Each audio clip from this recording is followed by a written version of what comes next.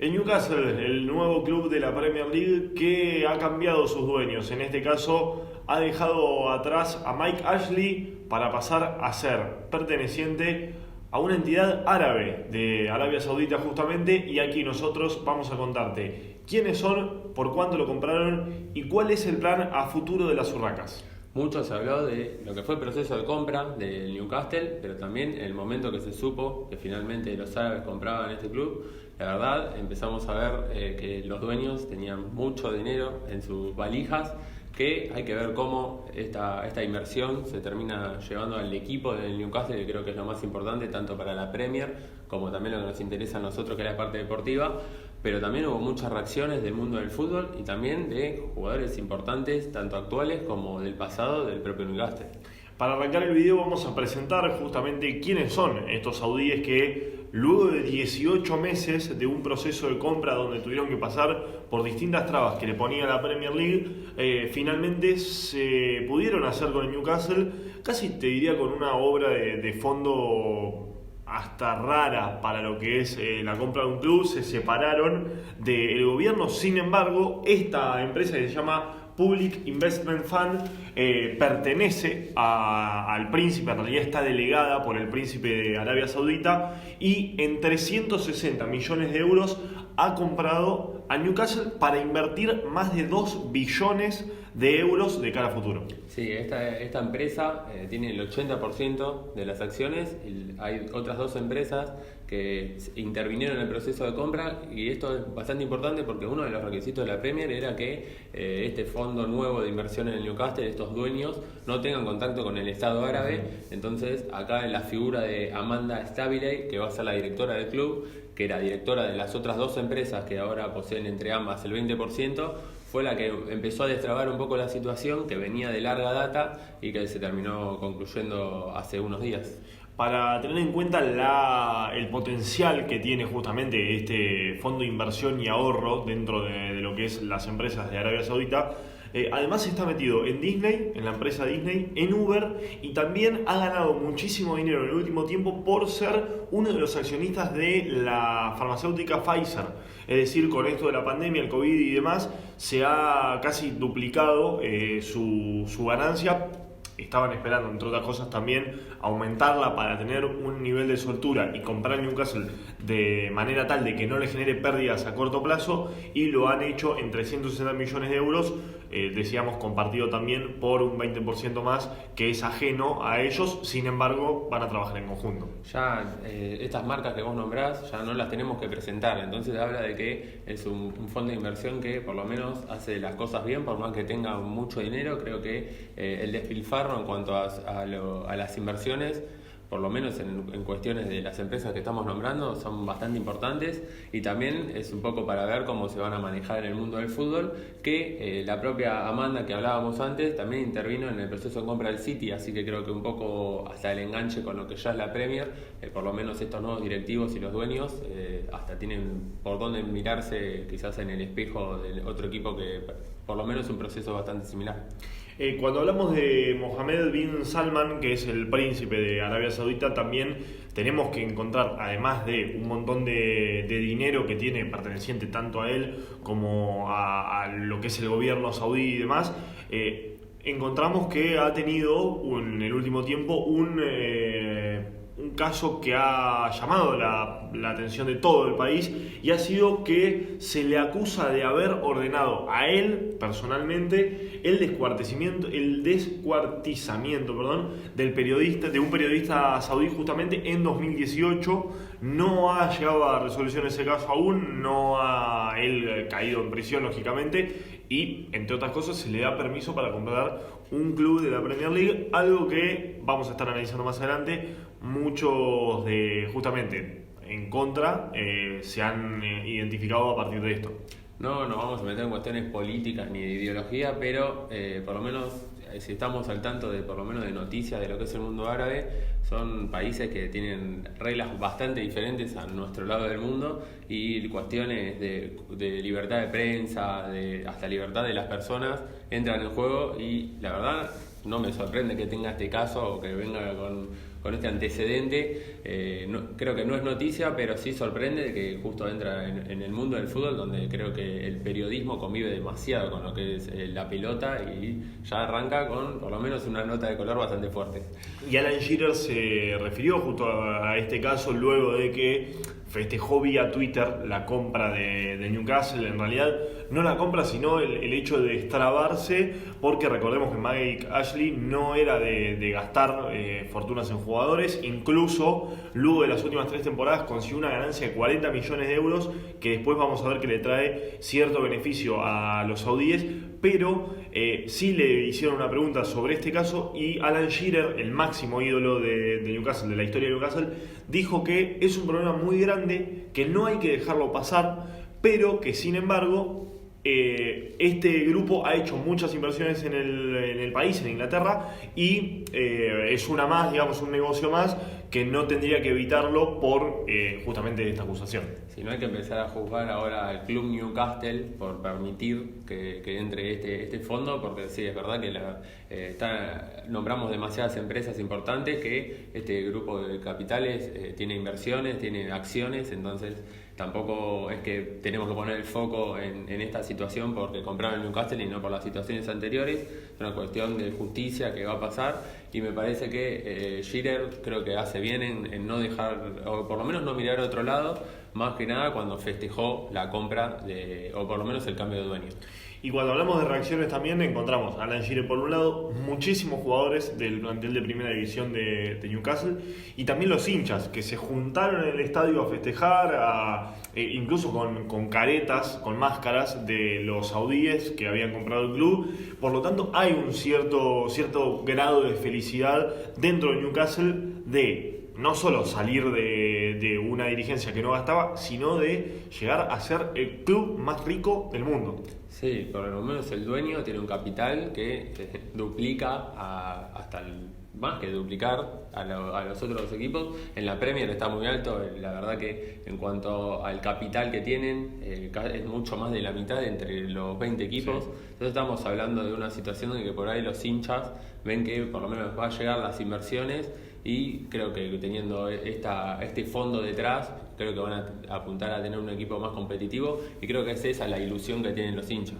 Sí, y también hay que hablar de las contras que le trajo dentro del mundo del fútbol, porque recordemos unos meses atrás, incluso lo hablábamos dentro o en off en realidad, pero dentro del canal, el hecho de que la Superliga Europea, antes de que arranque esta temporada, fue la novela del invierno en Latinoamérica, del verano en Europa, donde justamente se criticaba muchísimo la participación de los clubes ingleses. También recordemos que hubo todo un proceso para sacar a los clubes que lo iban a eliminar y demás. Bueno, Jürgen Klopp fue clarísimo y dijo: prohibieron la Superliga, pero están habilitando casi lo mismo a Newcastle, de una Superliga única para ellos, donde claramente de aquí a 20-30 años van a sacar una supremacía terrible dentro de Europa. Eso es lo que piensa el alemán técnico del Liverpool.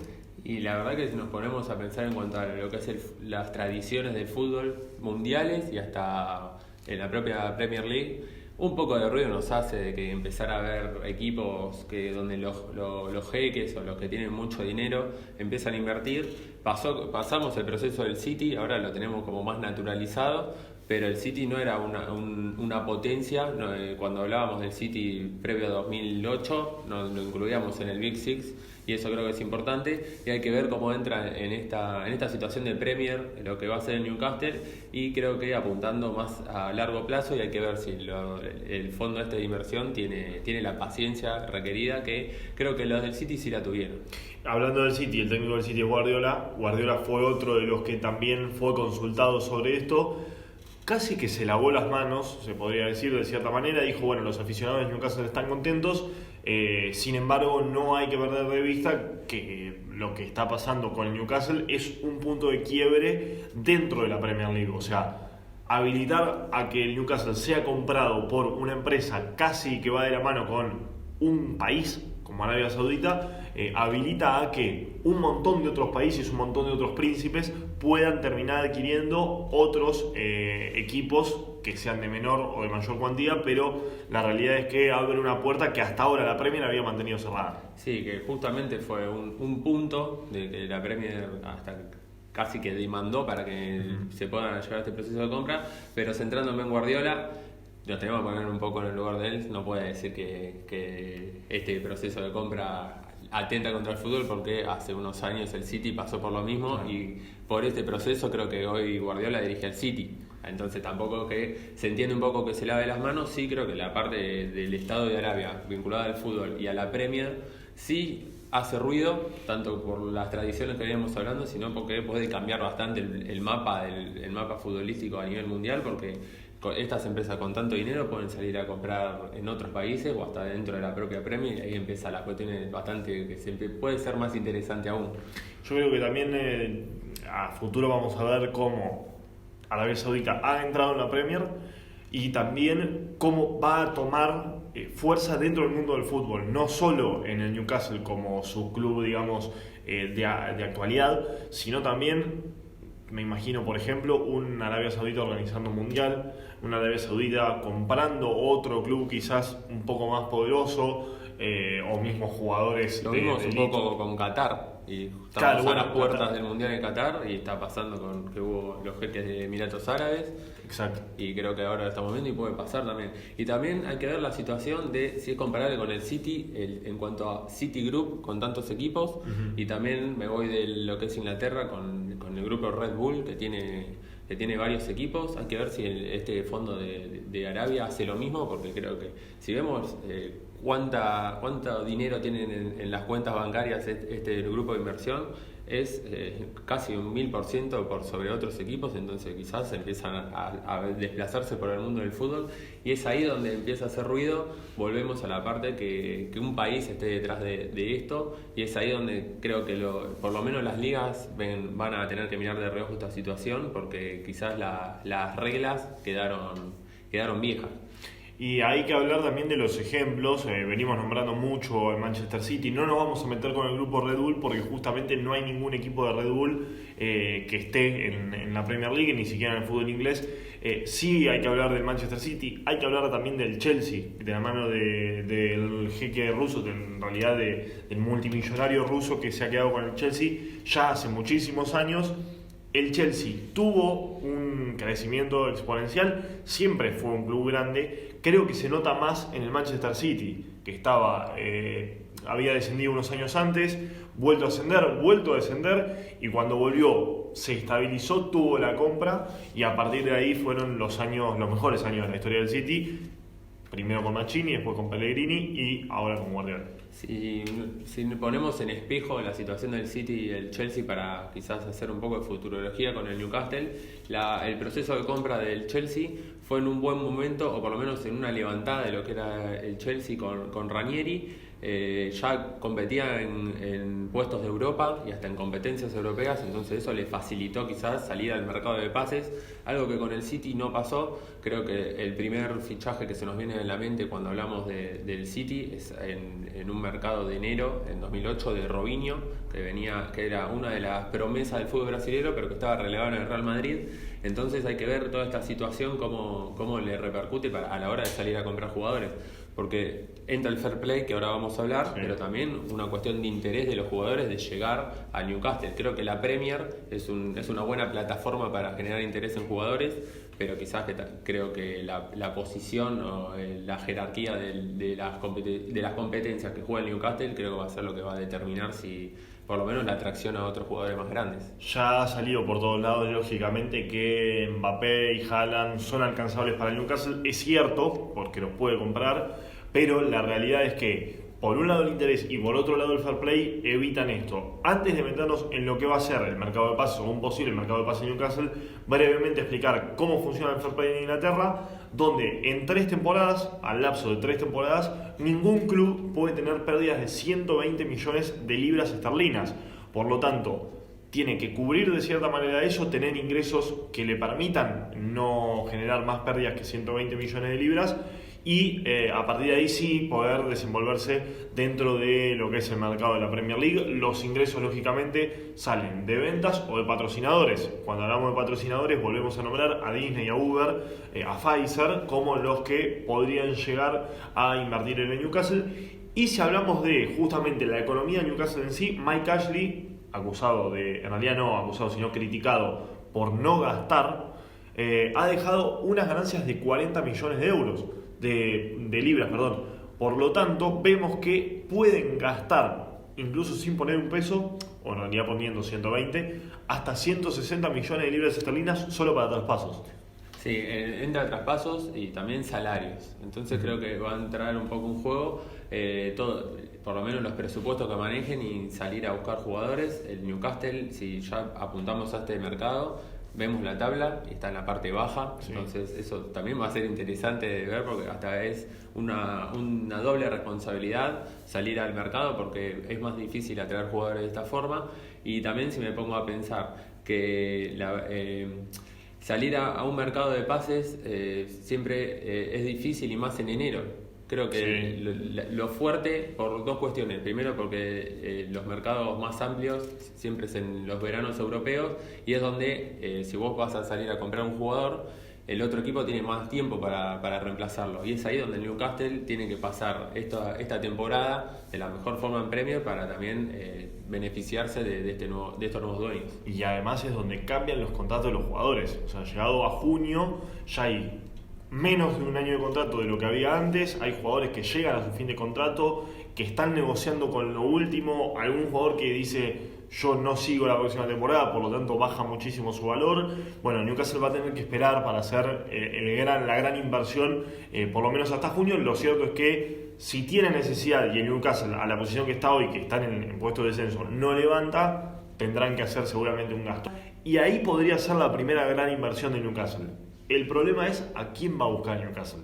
Si va a buscar a un técnico ya consolidado, a alguien joven, a alguien que apueste de aquí a 5 años, alguien que lo pueda salvar a corto plazo y después seguir su camino. Entonces, en la danza de nombres ya se ha descartado, por ejemplo, a Zinedine Zidane, también a Brendan Rodgers, ni hablar de otros grandes técnicos que han quedado casi en la nada, como Antonio Conte, que había sido el primer nombre que salió. Pero bueno, una de las políticas que podemos llegar a ver a corto plazo de estos jeques es justamente el nombre del técnico. En este momento quizás no es tan atractivo agarrar el Newcastle, pero sí, viendo el presupuesto que puede contar, quizás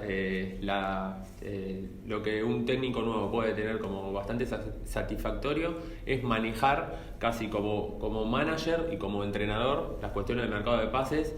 Y es ahí donde el Newcastle debe decidir si le da más potestad a lo que es la directiva del club o se la da al nuevo entrenador. Si van a buscar un entrenador de renombre, creo que tener injerencia en los mercados de pases mucho más fuerte que por ahí en otros equipos es algo que van a ver con buenos ojos. El tema que, si me remonto al City, el City tiene una directiva muy fuerte en cuanto a ideas, sí.